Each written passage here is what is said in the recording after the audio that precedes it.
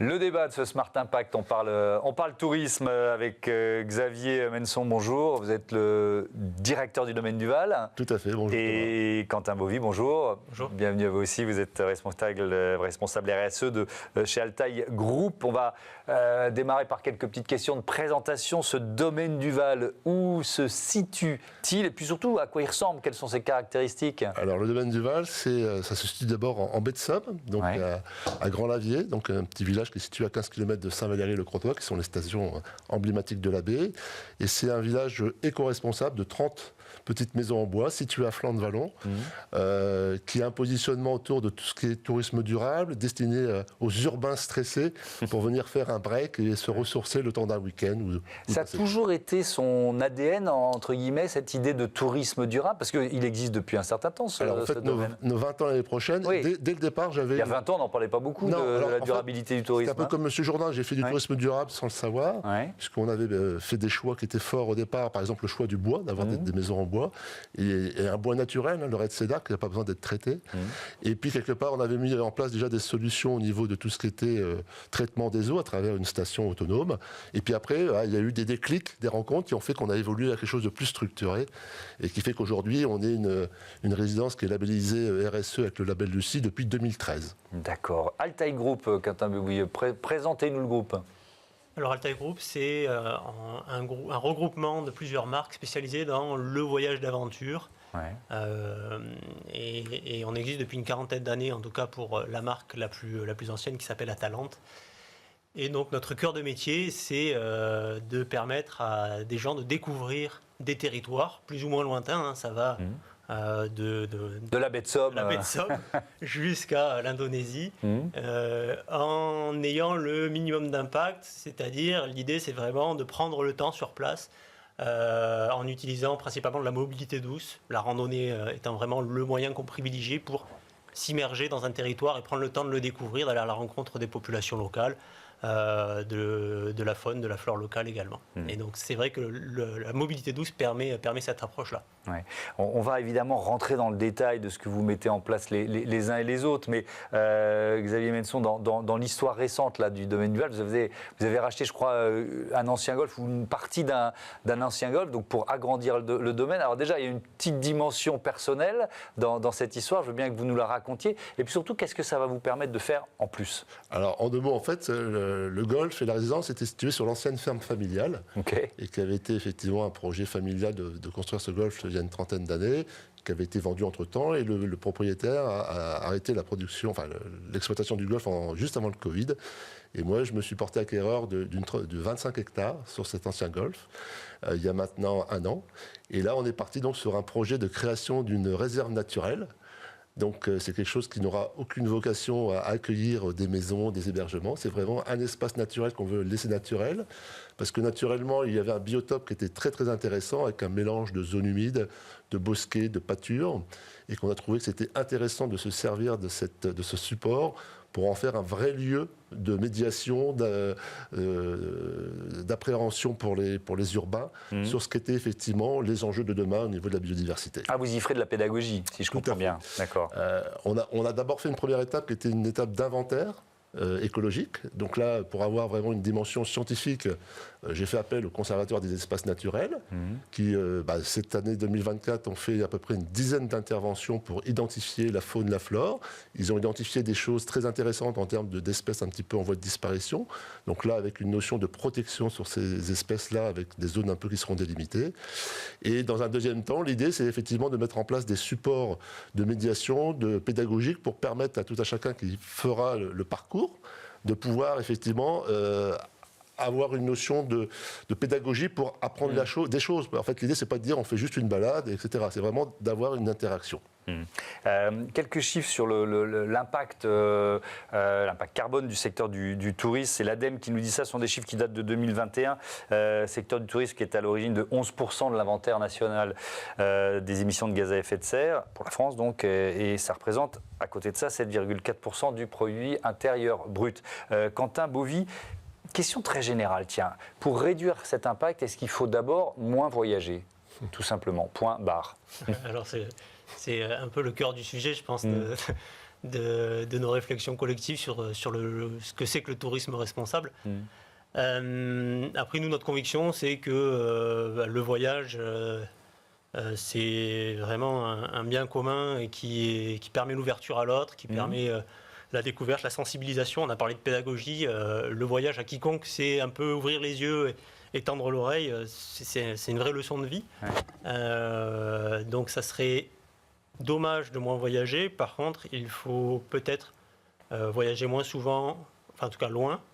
Voyager moins loin, moins souvent. Oui, c'est-à-dire faire peut-être un grand voyage, je ne sais pas, une fois toutes les... Alors je ne vais pas dire le nombre d'années, ça va dépendre des personnes et des budgets. Mais voilà. Ça risque en effet à donner des temporalités. Oui. Mais clairement, le voyage lointain doit vraiment rester quelque chose d'exceptionnel. Et la manière de voyager doit aussi être de plus en plus consciente pour que le voyage ne soit pas un bien de consommation comme un autre. Ouais, ce qui peut être perçu comme assez égoïste de la part de ma génération, qui a ultra profité de la démocratisation du voyage et qui ne s'est pas posé des questions du nombre d'avions qu'il avait pris dans sa vie. Vous voyez ce que je veux dire? À qui on interdirait, soit chez nous dans les jeunes générations, soit dans d'autres pays qui sont en train de se développer, de prendre l'avion. C'est un vrai débat. C'est un vrai débat et c'est pour ça qu'il faut, nous, acteurs du tourisme, dont une partie de notre cœur de métier est d'envoyer des gens prendre un avion pour découvrir le monde, il faut aussi qu'on ait cette capacité-là à rendre un peu plus attrayant des destinations plus proches, à donner des alternatives aussi à l'avion, ça existe. On peut voyager en Europe en train de manière assez accessible maintenant. Et donc vous travaillez aussi, alors parce que forcément le voyage c'est une partie très importante du bilan carbone du secteur du tourisme, c'est une évidence mais il faut le rappeler.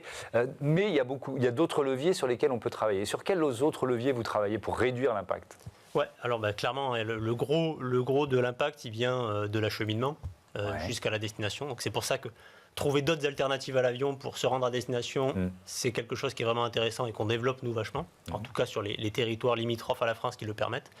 Et après, sur le long courrier, ce qu'on essaye de faire, ce qu'on fait, c'est qu'on a rallongé aussi la durée, le temps passé sur place, toujours dans cette idée de rendre exceptionnel le voyage lointain. Donc, en fait, un voyage lointain, ça nécessite de rester longtemps sur place pour que le temps passé dans l'avion soit cohérent avec le temps qu'on va passer sur la destination. Donc on travaille beaucoup là-dessus et puis on travaille beaucoup aussi sur chacune des prestations qui composent nos voyages. Il y a évidemment l'avion, mais il y a également le type d'hébergement qu'on va utiliser, quel type de transport on va utiliser pour naviguer de site en site sur la destination. Donc là, c'est là où nous, avec notre mode de déplacement utilisant la randonnée pédestre, on a notre carte à jouer. Le fait de choisir des itinéraires plutôt hors des sentiers battus, ça nous permet aussi d'éviter les flux massifs de touristes qui peuvent arriver. Et l'impact négatif du tourisme de masse aussi, sur certains sites et espaces naturels. Exactement. Et après, il y a un vrai travail, encore une fois, de pédagogie sur nos clients et nos partenaires pour que des thématiques comme la gestion des déchets sur place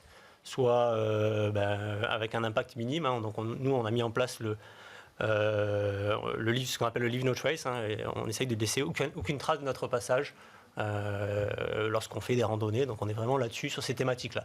On a un gros... C'est plus facile avec vos clients qui sont déjà sensibilisés, j'imagine s'ils viennent vers vous, c'est qu'ils sont sensibilisés à ces questions et donc ils se comportent mieux quand ils sont en voyage, ou je vous vois un peu hésiter, c'est pas forcément vrai? Non, mais parce que oui, alors nos clients réguliers sont, on va dire, coutumiers de notre manière de fonctionner et sont déjà sensibilisés, mais on a beaucoup de nouveaux clients. Post-Covid, il y a eu quand même une ouverture des gens à vouloir passer du temps dehors. Et le type de voyage qu'on propose est un peu en marge du tourisme classique. Et donc, on a beaucoup de nouveaux clients qu'il faut accompagner sur cette démarche-là, parce que ce n'est pas forcément acquis que les déchets qu'on jette à un endroit n'auront pas le même système de recyclage que ce que nous, on a en place en France.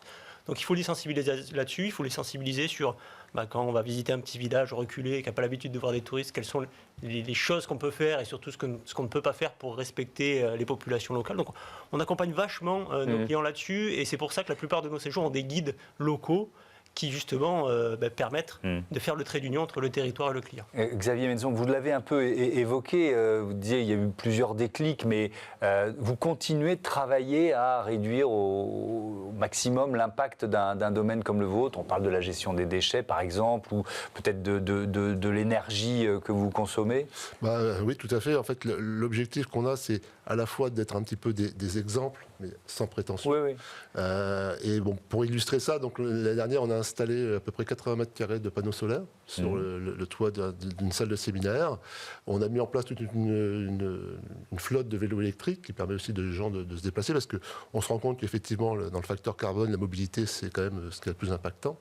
Et puis, on a mis en place aussi une gestion technique de tous les chauffages qui nous permettent de les piloter pour mieux éviter les déperditions à ce niveau-là.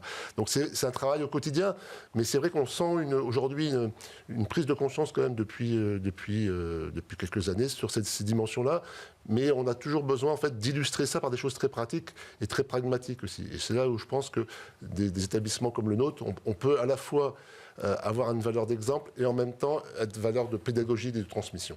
Et alors donc cette future réserve là, puisque ça prend du temps quoi, j'imagine, transformer un golf en réserve, je me disais mais bon, faut réintroduire une reconversion industrielle. Oui c'est ça, faut réintroduire quoi, des espèces, il y a des travaux à faire ou alors la nature va reprendre son cours. Non, c'est ça. En fait, on ne veut pas impacter à travers des interventions extérieures, c'est vraiment le milieu qui doit se ressourcer de lui-même à travers de l'entretien. Donc on a aussi un programme avec de l'éco-pâturage avec des moutons, qui sont les meilleures tondeuses qui puissent exister.